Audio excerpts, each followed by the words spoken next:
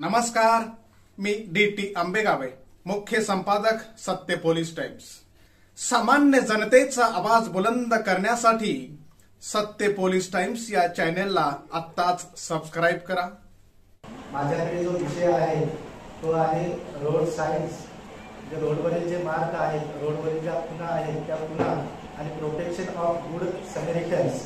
तर protection of good समेरिटन्स हा जो विषय आहे हा आपल्यासाठी थोडा नवीन आहे आणि हे दोन्ही विषय दैनंदिन जीवनामध्ये आपल्याशी निगडीत असे विषय आहेत। तर सर्वप्रथम आपण रोडच्या बाजूला जे साईन असतात, काही माइलस्टोन असतात, तर त्याला आपण मैलाचा दगड असे म्हणतो। तर याबद्दल आपण जाणून घेऊया। आणि हे याच्यासाठी की कधी आपण एखाद्या वेळेस रात्रीच्या वेळी किंवा इतरस्थ ठिकाणी आपण रस्ता चुकलो किंवा इमर्जन्सी अशी सिच्युएशन आली की आपल्याला तिथे कोणाला मदत मागता येत नाही, अशा परिस्थितीमध्ये आपण रस्त्यावरील दगडांना पाहून ओळखू शकतो की हा रस्ता नेमका कशा प्रकारचा आहे, हा रस्ता किती दूरचा आहे आणि हा रस्ता कोणाच्या देखरेखीखालीचा आहे। जर रस्त्याच्या बाजूला पांढरा दगड आणि त्याच्यावरील जर पिवळा रंग असेल तर तो रस्ता राष्ट्रीय महामार्ग म्हणजे आपण त्याला नॅशनल हायवे म्हणतो। तर त्याची देखरेख जी आहे केंद्र सरकारच्या अंतर्गत येते। तसेच एखाद्या रोडच्या बाजूला पांढरा दगड आणि त्या दगडाच्या वरी जर हिरवा रंग असेल तर तो जो रोड आहे किंवा तो जो रस्ता आहे तो राज्य महामार्गाचा रस्ता आहे असं आपण समजू शकतो आणि असं आपण माहीत करून घेऊ शकतो। तसेच काही वेळा आपल्या निदर्शनात येते की खाली पांढरा रंग परंतु वरी काळा रंग असतो दगडावर। तर याचा अर्थ काय? तर याचा अर्थ असा की हा जो रस्ता आहे कोणत्यातरी मुख्य शहराला जोडलेला आहे आणि इथून मुख्य शहर जे आहे तिथे जवळ आहे, यावरून हे आपल्या निदर्शनात येतं। आणि हे जे रस्ते असतात कधी राज्य सरकारच्या निगराणीखाली असतात तर कधी जिल्हा प्रशासनाच्या निगराणीखाली असतात। तर बऱ्याच वेळा असे पण आपण माइलस्टोन पाहतो रोडच्या बाजूला की पांढरा दगड, खाली पांढरा रंग दगडावर आणि वरी नारंगी म्हणजे भगवा रंग असतो। तर तेव्हा आपण असं समजू शकतो की हा जो रस्ता आहे पंतप्रधान ग्रामीण सडक योजनेअंतर्गत केलेला हा जो रस्ता आहे असं आपण समजू शकतो। यानंतर जे रोडवर काही मार्ग असतात आणि हे अत्यंत महत्त्वाचं आहे की रोडवरून आपण दैनंदिन जीवनामध्ये प्रत्येक जण जवळपास आपण प्रवास करतो। जरी आपल्याला चालण्याचा परवाना म्हणजे चालकाचा परवाना जरी नसला वाहन चालकाचा तरी आपण मध्ये बसलेलो असतो। आपण किंबहुना आपल्याला जर माहिती असेल तर आपण त्या चालकाला सांगू शकतो की याचा अर्थ काय होतो। आपण बऱ्याच वेळा पाहतो रोडच्या मध्यभागी पांढऱ्या रंगाची सरळ रेषा असते, तर कधी पांढऱ्या रंगाची तुटक रेषा असते, तर कधी पिवळ्या रंगाची रेषा असते, तर कधी पांढऱ्या रंगाच्या दोन सरळ रेषा असतात, तर कधी पिवळ्या रंगाची सरळ रेष आणि पिवळ्या रंगाची तुटक रेष असते। तर याचे प्रत्येक रेषेचे अर्थ आहेत आणि प्रत्येक रेषेला एक महत्त्व आहे। तर थोडक्यामध्ये आपण जाणून घेऊया की या रेषेचं महत्त्व काय आहे। रोडच्या मध्यभागी जर पांढऱ्या रंगाची सरळ रेष असेल तर आपण आपल्या लेनमधून कोणत्याही वाहनाला ओव्हरटेक करू शकत नाही आणि जर आपण ओव्हरटेक केलं तर ते कायद्याचं उल्लंघन होतं असं त्यामध्ये आपल्या कायद्यामध्ये नमूद आहे। आणि जर रोडच्या मध्यभागी पांढऱ्या रंगाची तुटक रेषा म्हणजे ब्रोकन व्हाईट लाईन जर असेल तर आपण ओव्हरटेक करण्यासाठी बाजूची लेन वापरू शकतो, परंतु त्याच्यासाठी आपल्याला इंडिकेटर देणं आवश्यक आहे।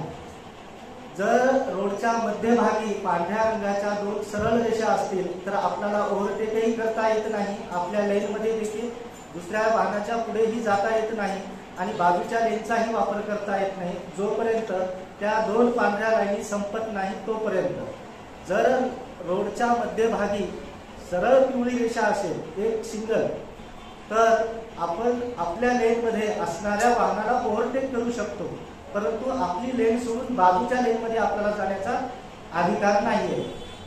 तसेच रोडच्या मध्यभागी जर पिवळ्या रंगाच्या दोन सरळ रेषा असतील म्हणजे तुटक रेषा नसतात, दोन सरळ पिवळ्या रंगाच्या जर रेषा असतील तर आपल्याला आपल्याही लेनमध्ये ओव्हरटेक करता येत नाही, बाजूच्या लेनमध्ये जाता येत नाही। तसेच पिवळ्या रंगाच्या ज्या 2 लाईनी आहेत त्यावरही आपल्याला आपल्या गाडीचं वाहन नेता येत नाही आणि तसं जर नेलेलं असेल तर आपल्याला 700 रुपयापर्यंत तिथे दंड फाईन होऊ शकतो. बऱ्याच वेळा जे मोठे सिटी आहेत, आपण त्याला मेट्रो सिटी म्हणू शकतो, तिथे येलो बॉक्स जंक्शन असतो. बऱ्याच जणांना म्हणजे आपल्यापैकी बऱ्याच जणांना ते माहिती नसतं की हे जे येलो जंक्शन बॉक्स काय आहे. तर येलो जंक्शन बॉक्समध्ये मोठा एक चौकन मोठा असतो आणि त्या मोठ्या चौकनामध्ये छोटे छोटे चौकन असतात. त्याचा अर्थ असा आहे, आणि मेट्रो सिटीमध्ये बऱ्याचशा ठिकाणी CCTV असतात आणि तिथे जर आपण त्या चौकनामध्ये वाहन उभं करायचं नाही, तिथून फक्त आपण वाहन पास करायचं आणि आपण जर तिथे वाहन उभं केलं तर त्याच्यासाठी छोट्या वाहन जे आहे दुचाकी वाहनाला 500 रुपये फाईन आहे आणि जे मोठं वाहन आहे त्याला 700 रुपये फाईन आहे. त्यामुळे येल्लो बॉक्स जंक्शनवर कधीही वाहन उभं करायचं नाही, तिथून फक्त वाहन पास करायचं, म्हणजे पास करण्याची तरतूद आहे. तसेच आपण बऱ्याच वेळा पाहतो रंबल स्ट्रीप असतात, म्हणजे आपण त्याला खडबडीत पांढऱ्या रेषा अशा म्हणतो. तर त्याचा मोठं कोणतंही शहर जेव्हा येतं किंवा कोणताही गाव येतं तर ह्या ज्या 7 किंवा 8 लाईनी असतात. आता आपण तळ्याला म्हणजे येताना काही अंतरावर, तळाला लागण्यापूर्वी काही अंतरावर रंबल स्ट्रीप आहे, खडबडीत पांढऱ्या रेषा. त्या किती आहे तर त्या 2च आहेत. तर मोठं जेव्हा मेट्रो शहर लागतं तेव्हा ह्या खडबडीत रेषा 7-7 अशा ह्या 8 वेळा असतात. याचा अर्थ की त्या ड्रायव्हरला म्हणजे त्या चालकाला सांगण्यात येतं की आता मोठं शहर लागत आहे. ते व्हायब्रेट होतं त्या पांढऱ्या खडबडीत रेषावर जेव्हा वाहन जातं, तिथे एक अलर्टनेस आहे की आता वाहन मोठ्या शहराकडे जात आहे आणि आता तुम्ही थोडंसं अलर्ट राहा, म्हणजे तुम्ही थोडा अजून सावध राहा. आणि त्यामुळे त्या रंबल स्ट्रीप वापरलेल्या असतात. तर हे जे साईन ज्या आहेत रोडवर आपण जे प्रवास करतो किंवा आपण वाहन चालवतो, तर हे आपल्याला माहीत असलं तर आपण त्याचा नियमाचं आपण त्याच्या पालन करतो आणि ते नियमाचं पालन आपल्या सुरक्षतेसाठी आणि दुसऱ्याच्या सुरक्षतेसाठी अत्यंत आवश्यक आहे. त्यामुळे ज्या बेसिक गोष्टी आहेत रोडवरची जे साईन आहेत ते माहीत असणं आवश्यक आहे. तर दुसरा जो टॉपिक आहे तो आपल्या सर्वांसाठी एक नवीन टॉपिक आहे. त्याचं कायद्यामध्ये त्याला इंग्रजीमध्ये गुड प्रोटेक्शन समर टाइम्स असं म्हणलेलं आहे. तर थोडक्यामध्ये लॉ कमिशनचा असा रिपोर्ट आहे की अपघातामध्ये जेवढे लोक मृत्युमुखी पडतात त्यापैकी 50% लोक, म्हणजे 100पैकी 50% लोकांचं मृत्यूचं कारण हे वेळेमध्ये त्यांना वैद्यकीय इलाज मिळू न शकल्यामुळे ते मयत झालेले आहेत. आणि लोक हे अपघातातील लोकांना जे समाज आहे, समाजातील लोक आहेत ते मदत करायला हे लॉ कमिशनच्या सर्वोच्च न्यायालयाच्या निदर्शनात आलेलं आहे की लोक स्वतःहून पुढे येण्यासाठी हेजिटेट करतात. की त्यांना एक भीती असते की आम्हाला वारंवार पोलीस स्टेशनला जावं लागेल, किंबहुना आम्हाला एखाद्या प्रकरणामध्ये जर आम्ही एखाद्याला मदत केली जखमीला तर आम्हाला न्यायालयामध्ये साक्षीसाठी यावं लागेल आणि साक्षीसाठी जर नाही आलो तर न्यायालय आम्हाला वारंट काढेल. या भीतीपोटी बरेचसे जे समाजामधले नागरिक आहेत ज्यांच्या मनामध्ये जखमींना मदत करण्याची इच्छा असताना देखील कायद्याचं ज्ञान नसल्यामुळे जी भीती निर्माण झालेली असते आणि ती भीती दूर करण्यासाठी माननीय सर्वोच्च न्यायालयाने सन 2016 साली काही निर्देशन तत्व जारी केले आणि त्या निर्देशन तत्वामध्ये स्पष्ट नमूद आहे की जो कोणी स्वइच्छेने अपघातातील जखमींना मदत करतो त्याला त्याची आयडेंटिटी मागण्याचा अधिकार पोलीस कर्मचारी किंवा इतर कोणीही वैद्यकीय अधिकारी कोणालाही नाहीये. तसेच त्याला विनाकारण नाहक त्रास द्यायचा नाही अशा गाईडलाईन्स आपल्याला माननीय सर्वोच्च न्यायालयाच्या सन 2016 सालच्या आहेत. तर यावर आपल्याकडे मोटर व्हेकल कायदा, मोटर वाहन अधिनियम जे आहे त्यामध्ये एक तरतूद नमूद करण्यात आलेली आहे सन 2019 साली. तर त्या तरतुदीमध्ये 134 सेक्शन 34 हे समाविष्ट केलेलं आहे आणि त्या सेक्शनमध्ये द प्रोटेक्शन ऑफ गुड समरिटन्स बद्दल तरतुदी नमूद आहे. तर थोडक्यामध्ये महत्वाची जी तरतुदी आहेत त्याबद्दल ज्या महत्वाच्या ज्या तरतुदीमध्ये ज्या महत्वाच्या बाबी आहेत त्याबाबत मी थोडक्यात आपल्याला सांगू इच्छितो. की कोणत्याही व्यक्ती, याचं कारण की समाजामध्ये जर एखादा व्यक्ती व्हॉलंटरी म्हणजे स्वतःहून किंवा माणुसकीच्या नात्याने अपघातातील व्यक्तींना मदत करत असेल तर त्या व्यक्तीला, मदत करणाऱ्या व्यक्तीला कोणताही सिव्हिल किंवा फौजदारी खटला त्याच्यावर चालणार नाही. म्हणजे 134च्या तरतुदीमध्ये ह्या गोष्टी नमूद आहेत. तसेच त्याला कोणतेही वैद्यकीय अधिकारी किंवा पोलीस अधिकारी साक्ष देण्यासाठी त्याला कंपेल करता येणार नाही. जर तो व्हॉलंटरी स्वइच्छेने जर त्याची इच्छा असेल, मी म्हणजे स्वइच्छेने मी साक्षीदार होतो किंवा मला विटनेस होण्याची म्हणजे इच्छा आहे, त्यावेळेस तो होऊ शकतो. परंतु त्याला आपल्याला कंपेल करता येणार नाही की तू यांना मदत केलेली आहे, तू अपघाताबद्दल तुला थोडंफार माहिती आहे, अपघातातील व्यक्ती कसा जखमी झालेला आहे, त्यामुळे तुझं स्टेटमेंट आम्हाला रेकॉर्ड करायचं आहे. आपण त्याचं स्टेटमेंट रेकॉर्ड करू शकत नाही, त्याला कंपेलही करू शकत नाही, त्याच्यावर सिव्हिल किंवा फौजदारी खटलाही चालू शकत नाही. त्याचं कारण आहे की समाजामध्ये अपघाताच्या अपघात जे होतात त्याच्यामध्ये मोठी जे लोक पडतात त्यापैकी 50% लोक हे वैद्यकीय इलाज मिळू न शकल्यामुळे ते मृत्युमुखी पडत आहेत.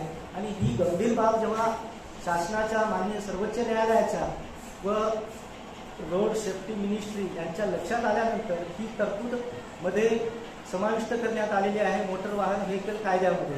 तसेच बरेचसे राज्य सरकार जे स्वतःहून अपघातग्रस्त लोकांना मदत करतात त्यांच्यासाठी काही बक्षिसे ठेवलेली आहेत, म्हणजे त्यांना प्रोत्साहन देण्यासाठी की जेणेकरून अपघातामध्ये जर रोडवर कोणी अपघातग्रस्त व्यक्ती पडला असेल तर तो वैद्यकीय मदतीपासून वंचित राहू नये यासाठी आपल्या महाराष्ट्र राज्य सरकारतर्फे जर एखाद्या अपघातग्रस्त व्यक्तीला दुसऱ्या व्यक्तीने जर मदत केली तर त्याला 500 रुपये हे बक्षीस ठेवलेलं आहे.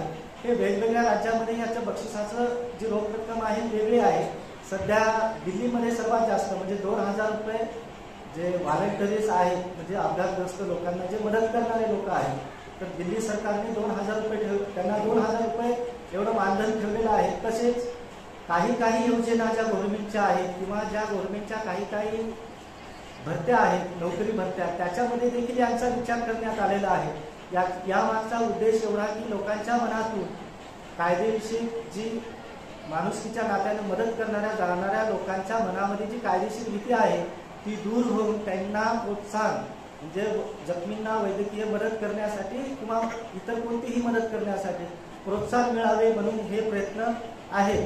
तर यामुळे आपल्या निदर्शनात दुर्दैवानं जर अशी कोणती घटना आली की अपघातामध्ये कोणी जखमी पडलेला आहे आणि त्याला वैद्यकीय उपचाराची आवश्यकता आहे, त्यावेळेस मनामध्ये कोणतीही संकोच वृत्ती न बाळगता, कशाचीही भीती न बाळगता आपण माणुसकीच्या नात्यानं मदत करू शकतो आणि आपण केलेल्या मदतीला आपल्याला जबाबदार धरण्यात येणार नाही. तसेच याच कायद्यामध्ये तरतुदीमध्ये असे देखील नमूद आहे की एखाद्या अपघातग्रस्त व्यक्तीला मदत करणाऱ्या व्यक्ती जर दवाखान्यामध्ये गेला तर त्याच्या फॉर्मवर सही घेणं बंधनकारक नाही आहे आणि किंबहुना फॉर्मवर सही जर घेण्यासाठी कंपेल केलं तर ते देखील कायद्याच्या दृष्टीने चुकीचं आहे.